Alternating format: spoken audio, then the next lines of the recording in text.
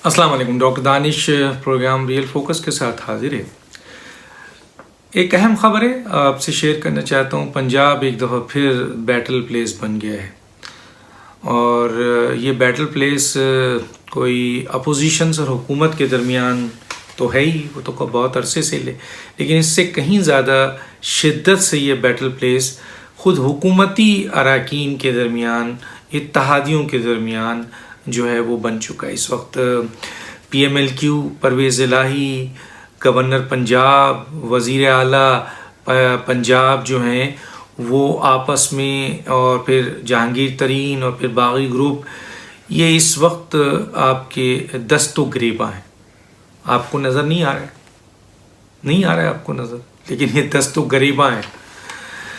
और इसमें कोई शक नहीं है कि परवेज़ इलाही और जहांगीर तरीन साहब पूरी कोशिश कर रहे हैं कि बुज़दार साहब की हुकूमत का ख़ात्मा किया जाए। और जहांगीर तरीन साहब की और परवेज़ इलाही साहब का बहुत करीबी राब्ता भी हो चुका है और बहुत अहम चीज़ों में उनकी पंजाब हुकूमत गिराने के लिए ऊपर बातचीत भी हो गई। और एक और बात बता दूँ आपको, पंजाब हुकूमत गिराने में ये तो मैंने बताया कि जी ये इनके इत्तेहादियों के दरमियान लड़ाई है। PMLN की अपनी कोशिश है, लेकिन पीपल्स पार्टी भी इसमें पूरी तरह इन्वॉल्व है। जहांगीर तरीन, पीपल्स पार्टी और आपके परवेज़ इलाही, ये तीनों बिल्कुल कांटेक्ट में है। बागी ग्रुप भी इनके साथ कांटेक्ट, बागी ग्रुप इनके साथ भी है, PMLN के साथ भी है।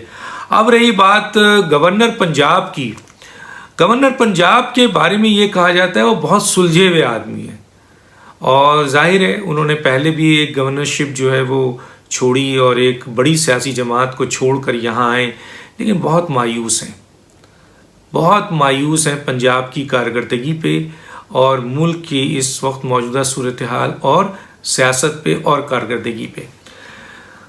बहुत सारी बातें हम नहीं कर सकते, लेकिन सिर्फ इतना बताना चाह रहे हैं कि इस वक्त पंजाब में जो मारा मारी है उनमें परवेज़ इलाही और बुज़दार साहब को PM हाउस की और चंद अहम लोगों की सपोर्ट है। हालांकि इस्टेब्लिशमेंट की सपोर्ट नहीं है बुज़दार साहब को, लेकिन PM हाउस की बहुत अहम तरीन शख्सियत की भरपूर सपोर्ट है।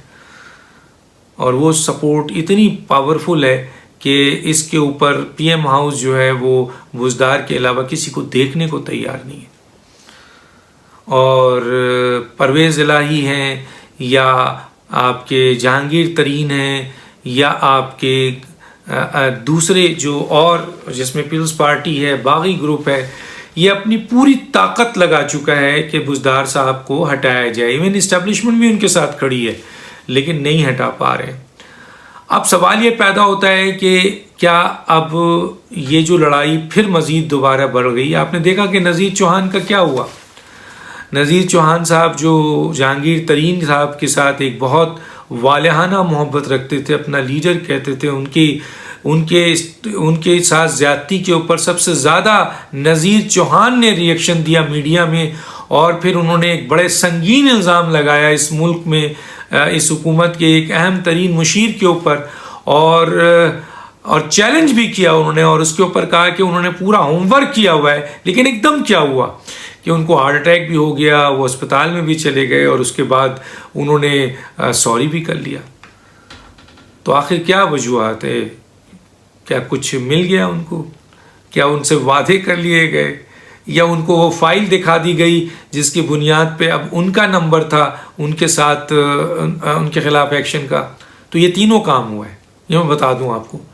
फाइल भी दिखाई गई है, लालच भी दी गई है, और जो है उनको उनके आइंदा जो प्लानिंग है उसके ऊपर उनको बड़ी ऑफर भी दी गई है। तो ये तीनों चीज़ें हुई तो फिर नज़ीर चौहान साहब जो है माफ़ी मांगते हैं, वरना उससे पहले। और वो अब दावा भी कर रहे हैं कि जहांगीर तरीन के जो 32 MNA उनके MP उनके साथ हैं और 25 MNA उनके साथ हैं। मुझे एक इत्तला है कि ये फिगर उनके पास है। उनमें से वो कहते हैं मैं 11 निकाल दूंगा। तो ये टास्क उनको दिया गया है। आया क्या ये टास्क वो हासिल कर सकेंगे? یا اگر کر بھی لیتے ہیں تو وہ ان کو کچھ ملے گا یا وہ استعمال ہو چکے ہیں، اب استعمال ہو گئے ہیں، وہ بدنام بھی ہو چکے ہیں پوری دنیا میں، اب وہ اس قابل ہیں کہ وہ اب اپنے آپ کو اصولوں پہ کھڑا کر سکیں؟ تو جواب ہوگا نہیں۔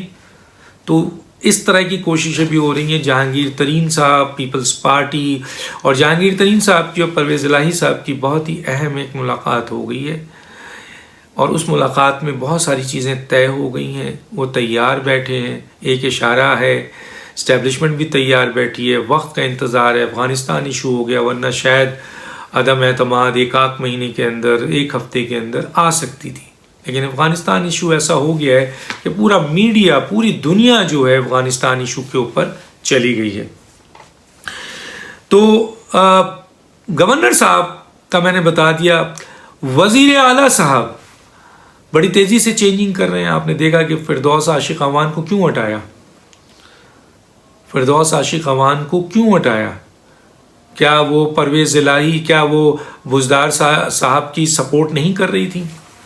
نہیں، ضرور کر رہی تھی، لیکن بزدار صاحب ڈاکٹر فردوس عاشق اعوان کو اس لیے رکھنا نہیں چاہتے تھے۔ ان کو یہ اطلاع ملی تھی کہ یہ بھی گیٹ نمبر 4 کے ملازم ہیں، جہانگیر ترین کی بہت قریب ہیں، پرویز الہی کے بھی قریب ہیں، تو اس لیے ایک اہم جگہ پہ ان کو رکھنا بہت ہی غلط ہوگا۔ اس لیے انہوں نے یہ فیصلہ کیا، جس کی سپورٹ جناب پی ایم ہاؤس نے بھی دی ان کو، اور وزیر اعظم نے بھی ان کو دی۔ تو گویا اس وقت پنجاب کے اندر ایک بڑی لڑائی چل رہی ہے، اور اس لڑائی کا رزلٹ عدم اعتماد ہے، اور عدم اعتماد کامیاب ہونے کے چانسز 100% ہیں۔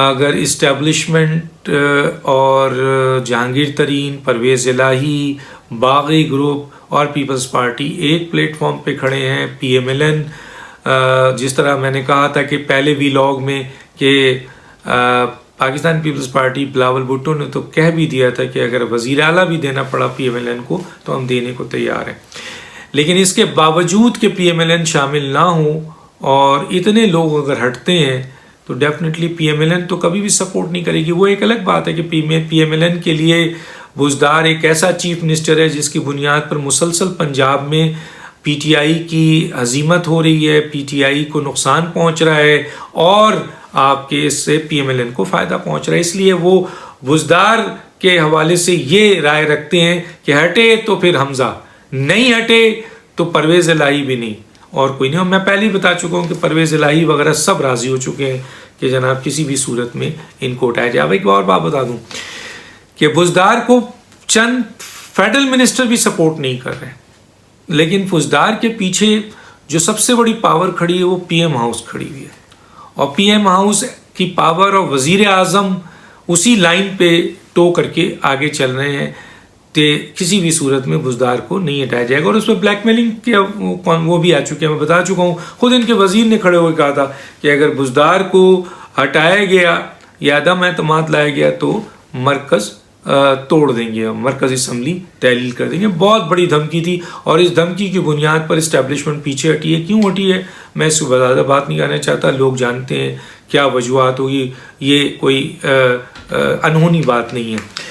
سوال یہ پیدا ہوتا ہے کہ اب آخری جو اس وقت پوزیشن ہے وہ یہ ہے کہ یہ ملاقاتیں ہو چکی ہیں، اور ایک سیاسی دباؤ اور سیاسی ماحول دوبارہ پاکستان میں شروع ہونے والا ہے، اور بہت تیزی سے شروع ہونے والا ہے۔ ایک طرف پی ڈی ایم بھی 29 کو اب پہلا جلسہ کرے گی، وہ اپنی طاقت کا مظاہرہ کرے گی اور سیاسی دباؤ اور عوامی دباؤ کا اسٹارٹ کرے گی۔ اس کا فائدہ اٹھاتے ہوئے بزدار صاحب کا خاتمہ کیا جائے گا، اس کے لیے تیاری ہو چکی ہیں۔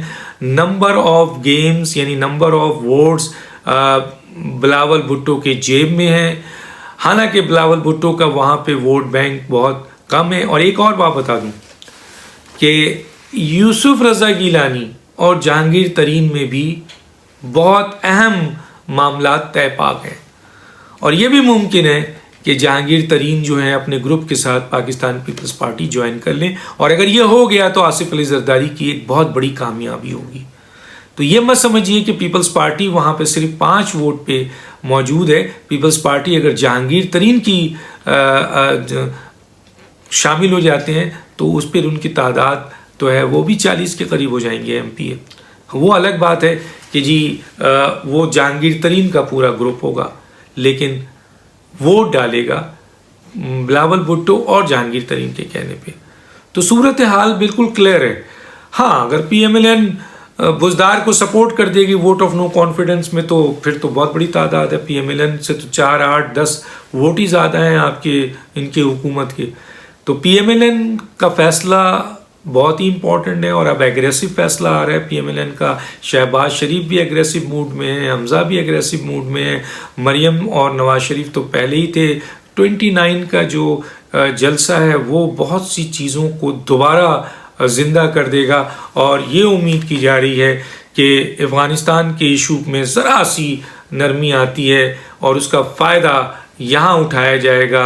ادھر سیاسی اور عوامی دباؤ اوپر جائے گا اور ادھر جو ہے بزدار کی چھٹی ہو جائے گی. یہ پوری پلاننگ ہو چکی ہے. دیکھیے یہ کس دن عمل ہوتا ہے. لیکن پاکستان کے اندر تمام انفارمیشن صحیح ہونے کے باوجود عین موقع پہ فیصلے وڈرا ہو جاتے ہیں. ہر آدمی, ہر پارٹی, اور ایون اسٹیبلشمنٹ میں بھی اپنے فائنل فیصلے سے پیچھے ہٹنے کی استعداد ہوتی ہے. اس لیے تمام چیزیں طے ہونے کے باوجود جو ہمارے پاس انفارمیشن ہوتی ہے ہم شیئر کرتے ہیں لیکن بعض اوقات وہ فائنل ہو جاتی ہے, بعض اوقات وہ پیچھے ہٹ جاتے ہیں. لیکن ہمارا کام ہے کہ جو اپڈیٹ ہے وہ آپ تک پہنچائیں. ڈاکٹر دانش کو اجازت دیجیے. اللہ حافظ.